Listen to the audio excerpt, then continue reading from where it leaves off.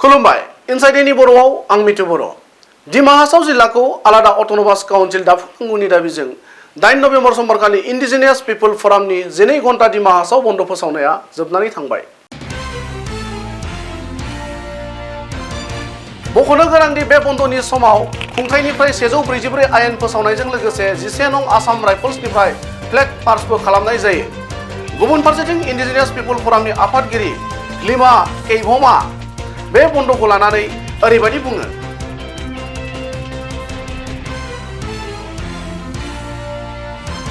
The Indigenous Peoples Forum (IPF) have been demanding for creation of a separate autonomous district with a separate autonomous council under the constitutional provision for the indigenous hill tribal people of the district. Ever since the forcible renaming of the district on a communal line as Dima Hasao, there have been rounds of talks on our demand with the government of Assam at a bureaucratic level and at political level. However, with no tangible result to this day.